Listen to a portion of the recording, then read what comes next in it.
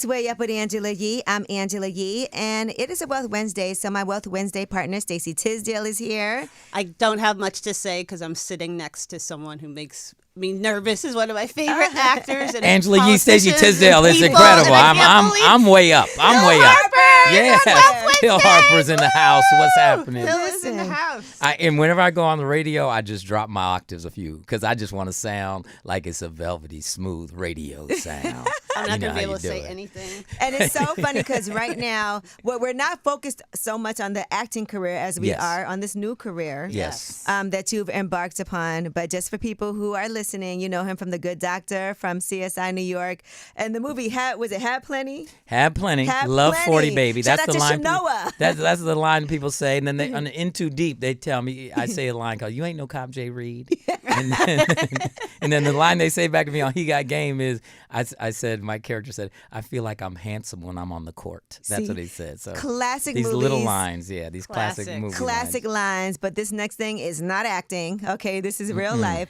You're actually running for Michigan Senate. Yeah, well, United States Senate, in from Michigan. Yes. United States Senate from Michigan. How many senators are black, by the way, in Michigan? In Michigan, there's never been a black U.S. senator from Michigan. There's only been, and listen to this, y'all, there's only been 11 black U.S. senators in the history of this country. That means, just for you math geniuses out there, there's been a higher percentage of black U.S. presidents, 2.2%, than black U.S. senators, 0.5%. That's crazy. It is crazy. Detroit's got the biggest black population of any city, and they have no representation in Congress at all. No. That's for the first time in 57 years, Michigan does not have a black Democratic representative in Congress. It is crazy, and and folks have heard that line, "Make America Great Again." I think that's what they were talking about. In other words, taking us back to a time when we didn't have representation. It was great for them. It was great for them.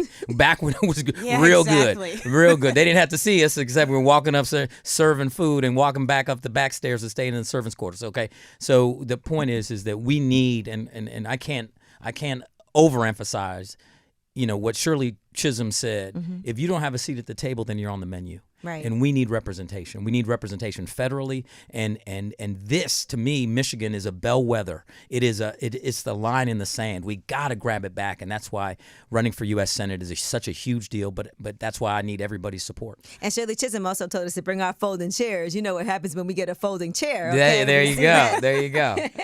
How much of a factor did that play in your decision to run?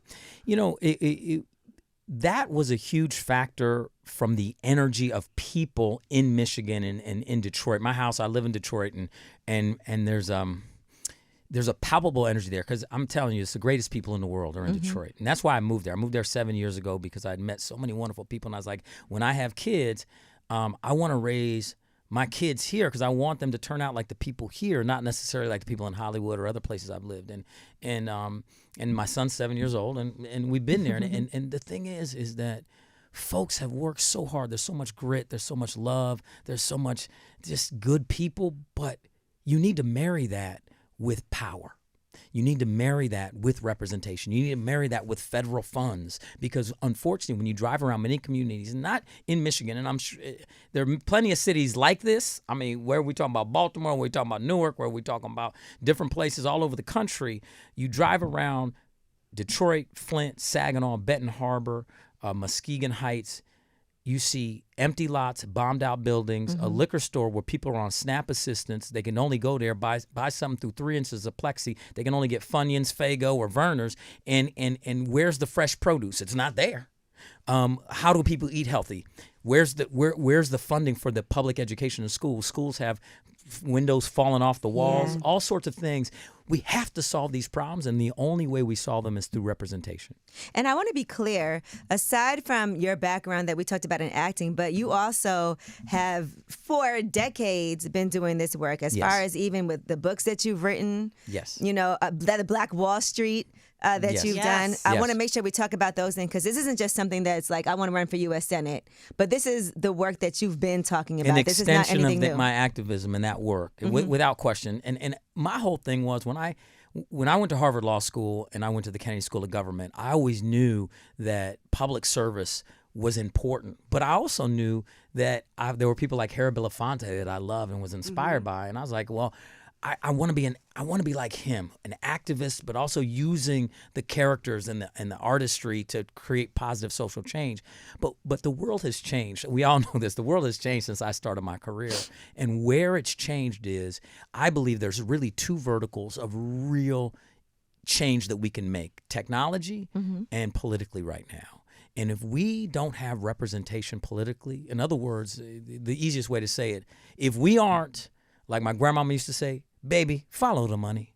If we aren't actually advocating to make sure resources, federal resources, go to marginalized communities and communities that lack agency and voice. Right now, our federal government is dominated by lobbyists, big corporate interest, and special interest, all of them funded by outside money. And that's where the resources are going. And, you know, the single mom at the corner of Mack and Drexel in Detroit does not have a lobbyist in Washington. But that should not be the requirement for her to get her services. So we need people in place and in office that will fight for her. Neither party's talking about what's really happened in the Black economy since COVID. You really saw... We all know our story, and it's always being told as we're the bottom, we're lack, we're this, we're that. Yep.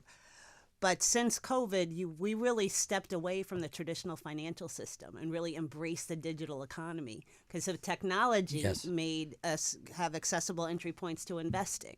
So you have, like, the last 3 years, the largest number of first-time investors to the stock market are Black. 40% of all the cryptocurrencies in the world are owned by people of color.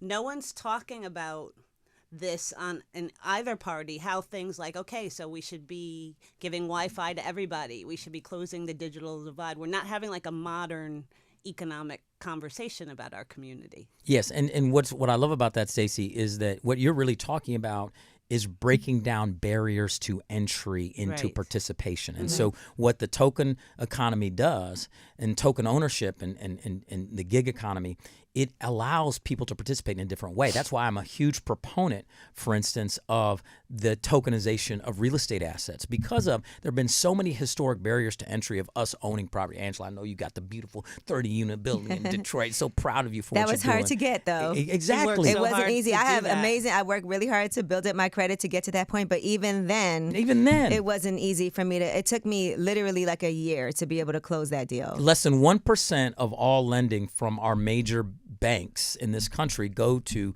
people of color and Black folks. I had to go to a small bank. There you go. And I wasn't able to go to a major bank to be able to fund that. 60% of the lending from MDIs, minority depository institutions, or you can just call it Black banks, go to people in the community. So therefore, it doesn't take a genius to say, if you want to see more lending in our community, we have to undergird and reinforce the power of our MDIs. And where's the federal government playing that? We just saw the federal government spend trillions of dollars bailing out banks. A very small fraction of that could go to undergird MDIs, and we could see increased lending. There's so many young entrepreneurs that would love to solve the food desert problem. I don't even call it food desert. I call it food apartheid, because deserts are naturally occurring systems. Apartheid is systemic and purposeful. And what we're seeing is to solve many of these problems, we need funding. We need lending. But what's crazy about it is, it's your money. And this is what I keep saying. Your money, your choice. It's not like the federal government is giving you. They're just deciding where it goes. The money is there. The allocation.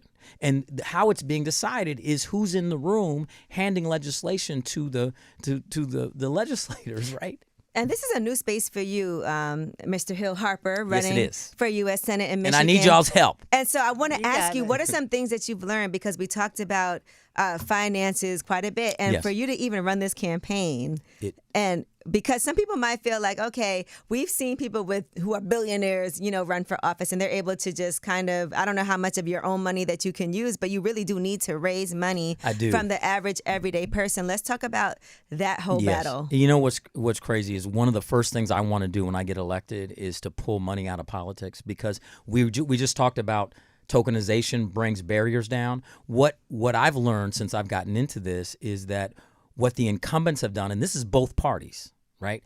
They love power.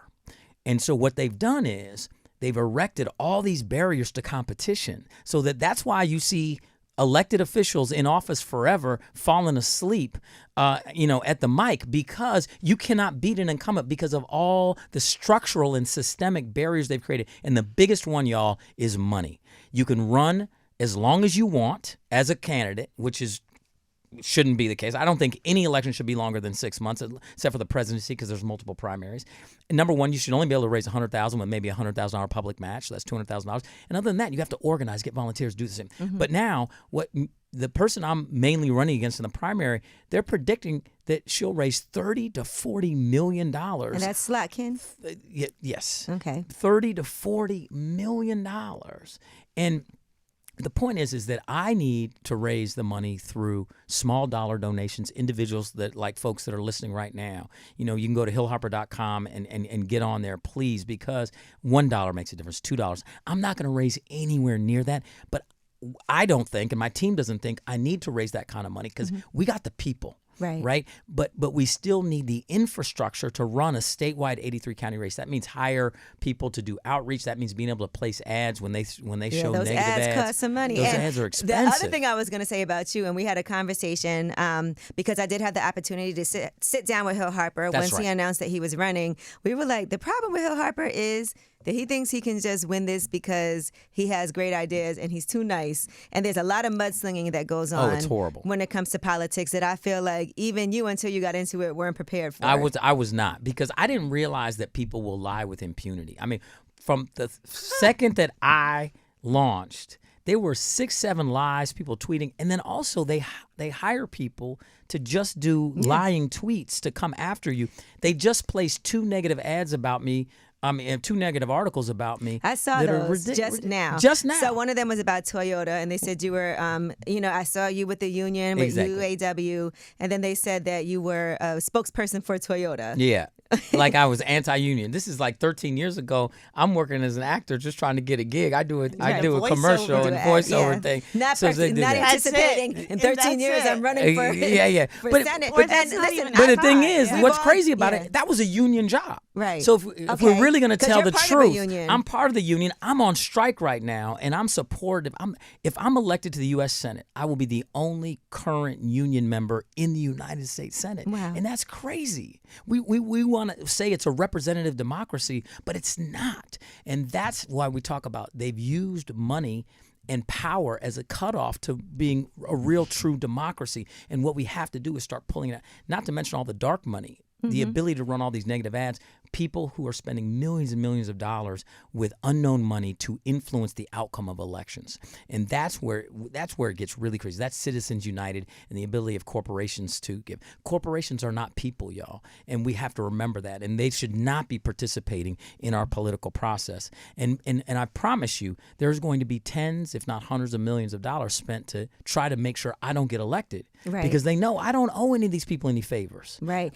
People are paying for these favors. And the other article I just saw was Wells Fargo. And I want to make sure you address these things head on because it just came out. It just came out. And so I judged an HBCU pitch competition down in North Carolina recently for Wells Fargo sponsored this pitch competition. And I thought it was a fantastic thing. Right. And it is a fantastic thing. And Bishop T.D. Jakes is working with Wells Fargo. Bishop T.D. Jakes is working with Wells Fargo. And I did something at his leadership conference. I signed books at their thing. There's an amazing black female executive who I love there, who's my dear friend named Gigi Dixon, who has just done so much work to bring resources to HBCUs and all of this.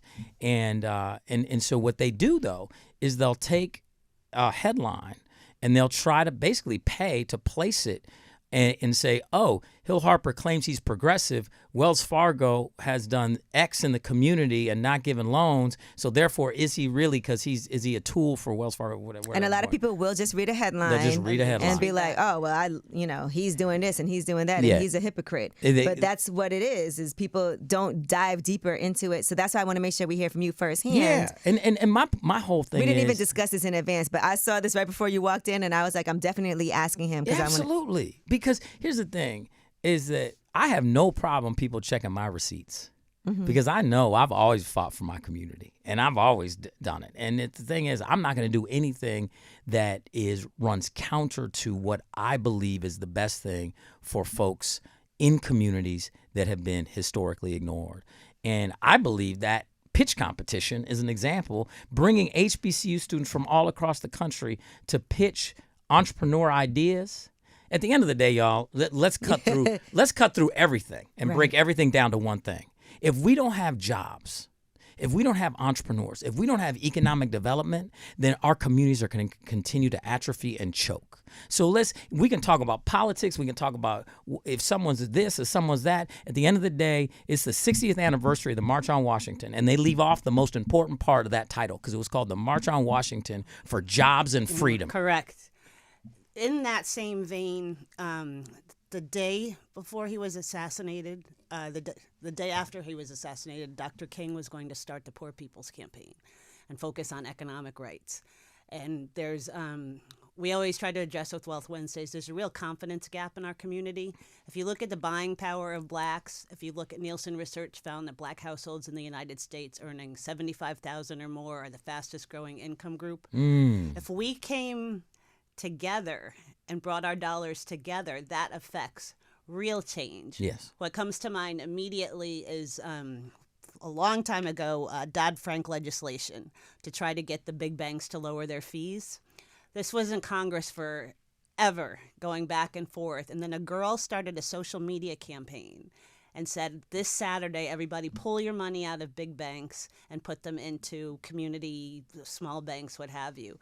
And she was able to get a lot of people to do that, and the banks dropped their fees the following week. The people have the power. Yes. Like we do have economic power, and who's going to be the person to motivate us? Like a GameStop, for example, a social media campaign moved the whole market. If we collectively bring our economic power together. But it's a wonderful point. But we've been convinced, unfortunately, that we don't. Right. Confidence gap. It's that confidence gap. Yeah. And the thing is, though, I don't actually blame folks that have checked out, that have said, man, I don't even vote. Mm-hmm. I don't blame them.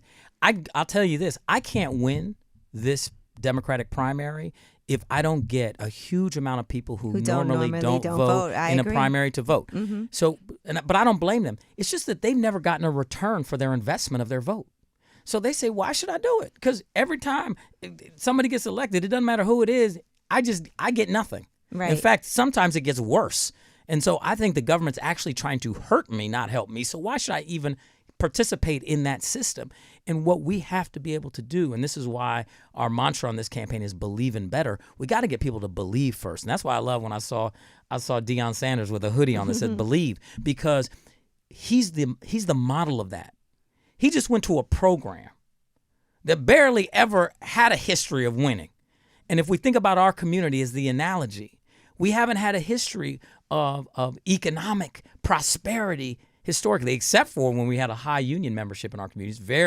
In communities, for instance, in Detroit that were very prosperous, we had high union members. That's an example of collective bargaining and the collective point that you're making, Stacey. It's because at the end of the day, if we collaborate, we can do anything. We have the power. The power is the people, but people need to do it collectively and in partnership and go together. The other thing we need to do is defend each other voraciously. What we've had historically is we've let people get out there. Like, for instance, I'm out here on my own, and they're going to keep taking pot shots with these misinformed articles and headlines, and people have to defend me. Right. Just there's somebody out there with 91 criminal indictments, federal and state, and they are literally protesting for this person. Right. Whereas sometimes in our community, you get one bad headline, they're like, I'm glad I'm not with him. Oh my goodness. I'm not in that. It's too hot for me. We have to protect each other more because they're always going to be able to take us out if we're individuals. But if we're collective, they can't take us the power all. that we have with that. And so along those lines, let's talk about some solution-oriented things and what you think the United States needs, what Michigan needs, right? Because I feel like we want to make sure that people do feel like, who normally don't vote, well, what's in it for me, or what are some things that I can look forward to, what matters to me if Hill Harper gets elected. And this is why I want to make sure that I do my part. So let's talk about some of the solutions that you have or some of the things that you feel like we need. Let's break a couple things down. And so, since it's Wealth Wednesdays and we're talking about money, we just gave an example. I was at the corner of Owen and Oakland in Detroit, and coming off the freeway, and I almost headed home, and I was almost in tears because on the right side was this liquor store, on the left side were this boarded up buildings, on the other side was this empty lot where there was a commercial building that just got destroyed because it was dilapidated. What we need is funding into our community, zero interest loans for entrepreneurs who want to start businesses. We know that the first 3 years of any new business is the most vulnerable, and if we're willing to spend trillions of dollars to bail out banks, bail out different massive companies, for a pittance of that, we could be offering zero interest loans or underwritten loans for local nonprofits as well as local entrepreneurs and businesses in communities. The strength of our economy are small businesses because people hire people locally. So if we want to create jobs in communities, it's not like rocket science. You need to have functioning communities where there's a grocery store and then there's a liquor store too, right? But not just the liquor store. And the minimum wage is also an issue. Minimum wage is an issue. I've been a huge proponent of raising the minimum wage. There's an organization and a movement that I've been a part of for a very long time that's all about living wage and raising minimum. I'm a small business owner myself, so I own a coffee shop in downtown, the roasting plant, downtown Detroit. And so our goal has always been to make sure the young people or whoever's working there are paid a level that matches a living wage. So you take what they get paid, then hopefully, people are nice. Whenever you go to a roasting plant, please tip your baristas. And then the combination of that, what they're earning on an hourly basis, is a living wage. Right. And that's what we have to do for people. There's an organization called One Fair Wage that I've been an ambassador for since 2016 that's all about raising the minimum wage and making sure that people get paid a living wage. So let's also talk about Voting Rights Act. The John Lewis Voting Rights Act and John Lewis Voting Rights and Advancement Act has not been able to pass through the Senate. And we have to get that passed because what you're seeing around the country is all of these state legislators that have an interest to quell people's power and democracy, gerrymandering and redistricting and doing all these things to restrict voting rights. We got to get that. The triple blue leadership in the state of Michigan has actually done a great job within the state. We have great voting rights. Right. 40 days absentee, 9 days early voting, same day registration. That should be replicable federally and mandated, I believe, those types of things. The other thing is the PRO Act. Again, allowing unions to organize, allowing the National Labor Relations Board to actually institute penalties on companies that try to crush unions. We're down to 6% union membership in the private sector. We need to undergird that. And so when we environmental protection, let's talk about that. We have to protect our resources. It's usually marginalized communities get hit the worst by bad environment, pollution, air pollution, lead, clean water. We know the story about Flint, and then women's reproductive rights. We have to codify that. And we can go on and on. We can go on and on. And things like women's reproductive rights, they obviously hit our community disproportionately. Yes. Interesting research at the University of Texas that raising the minimum wage is something we should do morally, integrity. As far as financially, things like extending the child tax credit. Yes. We have a big change coming with student loans. Debt. Yeah. Yes. Those will have to start paying October 1st. Tremendous impact. Yes. September 30th, midnight, the freeze is over. Talk to us a little bit about that, particularly the student loans. Student loan debt relief is something that's a major issue for me. 66% of black wealth goes to paying down student loan debt. I mean, it's a massive hit that nobody talks about, particularly for our community. But beyond that, we're saddling young people with a cost of something that has almost 20x outpaced inflation over the course of just a huge number of years. And young people are who we have to invest in so they can then create the new businesses of the future, et cetera. Yet we're saddling them with this debt. It's not fair. I'm a huge proponent of free and quality pre-K through 16. See, college, education, whether it's trade, high-skilled trade, after high school is the new high school. Meaning it's not people think, K through 12, that you should be able to get that for free in a quality way. People think that. No, it should be pre-K through 16. That's where we are. And we know that every dollar invested in pre-K pays you back $8 later on in all sorts of wonderful ways, including not having to incarcerate someone, actually allowing them to be a productive citizen where they pay taxes. Give me any other investment that pays you back 8x, and I'm with it right now. So why aren't we investing in that way, right? We're not, because, again, those pre-K students do not have lobbyists in Washington, right? And so we have to be thinking about it. Student loan debt relief is just a sticking your toe in it, but it's a huge piece for me. people need to be able to go to college or community college or high skill trade for free. We need to invest in those people. The money is there, you all. It is there. It's just being spent in a different way. Sheesh. I see a lot of people, too, because I was looking before you came up here, and they're like, oh, Hill Harper just wants free everything, and that's his whole thing, just give it away for free. And I see people also saying, okay, well, how? So you think for college it should be community colleges and state colleges that should be free, or? You should, yeah. Okay. So but private universities. Let me give you an example of I just want to make sure we clarify. Michigan specifically. So there's a huge talent drain in Michigan. There's over 70 colleges, universities, community colleges, things in Michigan. Some of them are the tops in the country, fantastic. Yet many of the top graduates in the state leave. Okay, and so how do you incentivize them to stay? Mm-hmm. This is a way you solve two problems at once. This is about efficient government because I'll respond to what people say. Hill wants to give stuff away for free. No. It's not giving stuff away for free. It's about being efficient. Here's an example. Oh, you go to the University of Michigan. You do great. You graduate. It's free if you stay.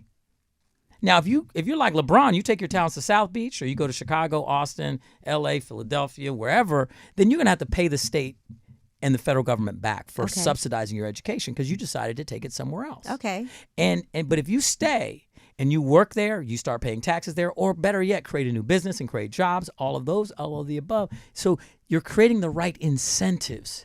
That's what government should do two things at once. It should be a safety net for folks. That's why we need universal health care as a safety net. The number one cause of personal bankruptcies today is catastrophic medical, whether it's an injury or catastrophic health crisis. We need that safety net there. So it's not. We're paying 15x for a vial of insulin than Canada. People are choosing between prescription medicine and paying their mortgage. So that has to stop. It has to be more efficient. So government needs to be a safety net. We need to provide quality public education. So every kid has a right to read. And we talked about financial literacy before this interview started and how Michigan is actually making it a requirement. It was one of the, I think became the 14th state to make financial education a requirement.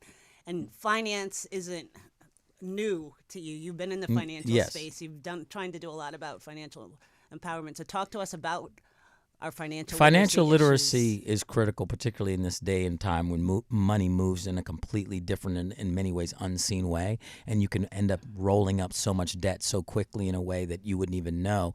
But I want to take a step back. Having financial literacy curricula is great. But if the kids can't read, it doesn't do you much good.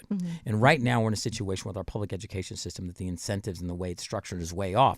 In other words, a lot of the teachers that have been and administrators that have been helping me with my campaign keep talking about a lot of these core curricular requirements and there's a documentary out there called The Right to Read that my campaign is getting behind trying to get people to see it, because at the end of the day, there's an incentive-based model that is a core curriculum model that they end up passing kids along because they say, who can't read, who they say, if we don't pass this number along, they're going to take funding away from us, which is the exact opposite of what we should be doing.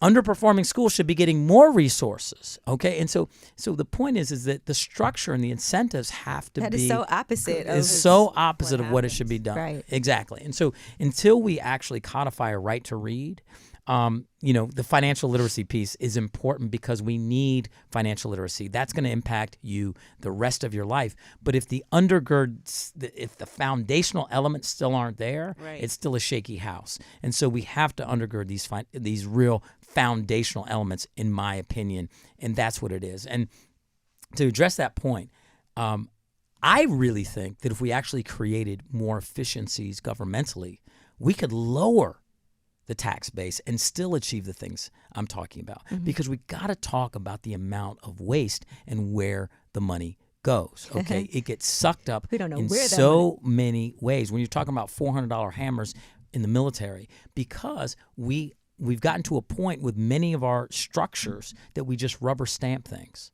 and rather than really pulling back the curtain and saying what's really going on, where's this money going? Because remember, y'all, it's your money. It's your money, and it should be your choice. And we have the technology, to your earlier point, Stacey.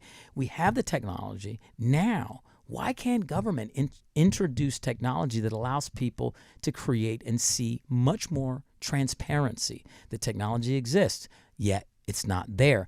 We would solve a couple problems with that. Number one, we'd have significant more government trust. Government trust is foundational to an operating democracy. If we started pulling back the veil, if you started to see exactly where the money you put in and where it's going, and you could actually participate in saying, you know what, maybe I don't want all that. This is how many of the dollars I put in, they're going to this. I'm paying my taxes. I don't want them to go to that. Confederate flags to see where it really went. Your money, your choice, but you can't see it right now, but you should be able to see it. And to see outcomes. After COVID and the government created all of those programs to support and particularly the program to feed children, to make sure that all children got breakfast and types of things. And now we're seeing those repealed. Yes. It was right there. That was leading to better educational outcomes. It was leading to everything. And it really was. Making those connections and holding their politicians accountable. And what about pulling money away from arts funding? I mean, we all know that in an idea economy, being able to learn about arts, being able to learn music, all of these different things that create different pathways, the funding has disappeared out of that. And watch this. The other piece is that federal government funding running through the states is a question mark too, that we need to start pulling the onion back on. For instance, I'm big into solving the affordable housing crisis. I was talking to somebody who was doing affordable housing, and he was making the point that he just did something in Pontiac, Michigan that cost $40 million. And he said, if it wasn't for all the government red tape to do affordable housing, it could have cost anywhere between 17 and 20 million. I mean, he could have built two of the same thing. He can't even afford to build affordable housing. He can't even afford to build affordable housing. That's exactly right. Because he was saying the way it's structured is that he has to go out and take the tax credit, go out and hire all these deal makers to go out then and sell the tax credit at a discount, because it's not worth dollar for dollar to somebody who's buying it, and then he sells it. He takes that to then create a deal where he uses that money after selling the tax credit for the down payment to get the loan to execute the thing. Obviously, there's interest running on the loan. If the government would just do a direct investment, that's a $17 million project that he could put up. And that's a crisis that we're definitely having right now. As we're seeing, even talking about the millennials and how they're not going to be able to afford to buy houses right now because the interest rates are so high. Exactly. And there's not as much inventory on the market because people don't want to sell right now. That's right. It's a difficult time. For you being a single dad, I want to know how that also affects you and your aspirations. How old is your son now? He's 7. 7 years old. Yes. Yes. So I want to talk about how that played a role in you deciding that you wanted to actually run for Senate. It's been a big deal for me, and it's been the biggest thing that's the reason why it took me so long to make the decision of whether I would do this or not. Just thinking about him as a single parent. Any single parent that's listening, your time is the most valuable thing you have, and so I had to really think, is it more valuable for my son to see me going for something that only 11 black folks in the history of this country have ever achieved, or me being able to tuck him into bed every single night and pick him up and drop him off at school? Because obviously if I'm running and I'm going all over the state, I dropped him off at school this morning, and then I rushed to the airport to fly here to do this, sit down with you and do an event later. And then I'm out tonight back, and I'm going to take him to school tomorrow morning, and then I got to go somewhere else. And so, and that's why the launch video I did is called Dear Pierce, because it's the video basically goes into the decision to run. And I hope anybody who's listening watches that video, because this is about every single parent knows exactly what I'm talking about when you're making sacrifices, because you're saying, what's going to be the best outcome? And I really believe that him going to picket lines with me, him seeing me work so hard to achieve something that the outcome is uncertain, that will be more valuable to him in the long run than this, in this period of time. And so, and it's just listen, I'm running for office for the next, year and change, right? If I'm fortunate enough that folks help me get the Democratic nomination, and then the election, that's in August 6th, and then the general election will be in November of next year. This kind of full-time 24/7 campaign thing is going to be temporary, but he's getting to witness someone work extremely hard. Because the one thing I've always said about me is that I may not have as much money and resources as other folks, but nobody will ever outwork me. Right. No one's ever outworked me in my life in anything I've ever done. I just want to tell you, he pulled up here alone. I was like, hey, who's with you so we can put them on the list? He's like, I'm solo dolo. That's right. I just wanted to tell you, I was Pierce. I grew up with a father who was a politician. Oh, wow. My father got was the first black to get the Democratic nomination for Congress in the state of Connecticut. Wow. And he ran the biggest anti-poverty agency in the state. A very high-profile congressional campaign that caught President Carter's attention. And he made him the first black economic advisor. That's incredible. He struggled with everything that you were talking about, and seeing everything that my father did and how authentically he wanted to, essentially, he was make the world a better place for me, will mean everything. That's huge. To Pierce. It'll mean everything to him. And to that point, look at how great Stacey turned out too.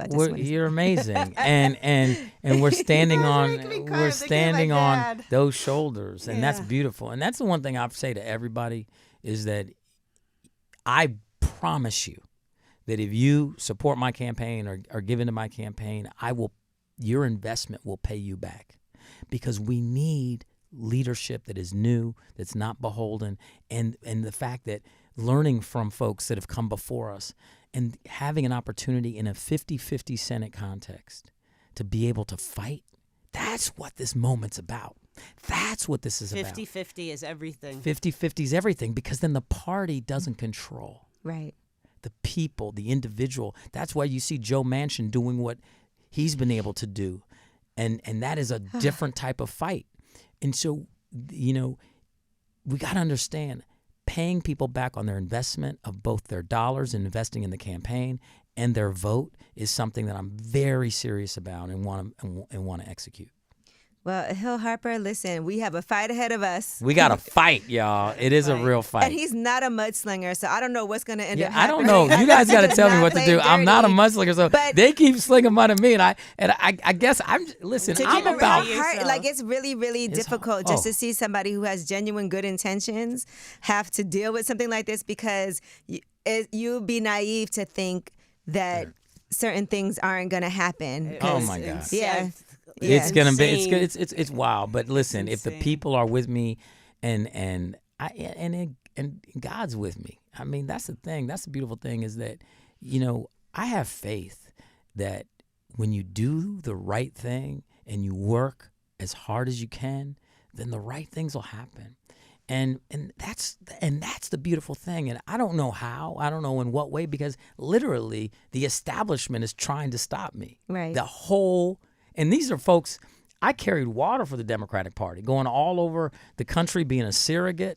I've done voter registration all over the country. I've shown up for their candidates historically. And the fact that they are working so hard to stop me has made me really take a step back and say, well, what am I representing that's so threatening to the establishment? Right. And hopefully that encourages people to support, because there's something going on. And I always think it's important for people who are not part of the establishment that's been around for decades and decades with fresh ideas, with wanting to actually just do the right thing. And somebody who's a small business owner, who's a union member, who understands these things from the people's point of view. I think that's important. A single father. Exactly. All of these All things. of those things are not represented in the U.S. Senate right now. There's no union member, very few small business owners, and there's nobody who has a school-age child. And so how does that impact the way they make decisions? I mean, but most people out there are represented. They're workers. They aren't high-paid workers. They're regular workers, and they're parents, in many cases single parents, and they're trying to do the right thing for their kids. They're trying to figure it out, and they're just trying. Maybe they want to start a business. These are things that I think are critical, and folks need representation in the room. They need people that are going to fight for them, and I want to be that person. And people who are accessible. One of the main things that's always important to me is, can I reach out? Because we're never going to agree with anything. With everything that anybody, that's true. But can I have a conversation? Can I be involved? And I think that's important too. So. I think that's critical, and that's why I roll the way I roll. People say I'm too accessible. Yeah, They say, man, you better Harper don't be. I'm like, what are you doing doing? Exactly. But that's the thing. It's like yesterday I was at Lions tailgate, and it was crazy walking around. It was great, and people were like, man, you just out here with no security. I'm like, man. What? I don't need security because we got love. No, it's real. It's real. I got love in my heart. People got love in their heart for me. And that's the beautiful thing about it. And so, and you're right. Sometimes you can run into some people that are unstable, whatever. Everybody does not have love in their heart. I just want to say that. Yeah, everybody. But listen, I don't live that way. That's the thing. Let's bring a friend, hell. I know. You don't I got people. I live in a way that I believe that love wins. I believe that empathy wins. I believe that being there for somebody and supporting wins. And sure, there's situations where people show up, they got ill intent, but I still believe because I have to live that way. Because as soon as I let them start changing me, then I know my magic's gone. Because all my magic is being me. And being that positive. I'll go up to everybody and hug them. You're right. Somebody could pull a shank out and stab me in the gut because I'm not looking for a shank. Right. I'm not looking for them to shank me. And so, yes, that could happen, but I have to live my life in a courageous way because that's my magic. And it's always been my magic. And if I let them make me a little hesitant, a little fearful, I'm not scared to go into any neighborhood. And people are like, man, you could be comfortable in the White House, you could be comfortable on the block. I can be comfortable everywhere because I got love for people. And so I'm not afraid to go anywhere. That's power. Yeah. And you're reminding people of their power. And I know there are people out there in Detroit. And again, I repeat, you have the biggest black population of any city in the nation. And Let's no represent. black representation. Let's represent, Congress. Vote. So get Okay. out. You have the power. We Because do. the main thing is people this. take for granted. They might think, oh, well, they're not going to vote anyway, so who cares about Yes, right. addressing this That's what they're community? But counting when you on. get out there and vote and can come together, And even the you money can make piece. huge changes. And They that's where think you that find your Hill role. Harper, oh, he's super rich. He could just write a check for his own campaign. I heard somebody say that. I'm like, yo, I'm an actor who's been working. You see, oh, you make $20 million a movie. I'm like, come on, dude. I mean, that's not the way the normal million actor.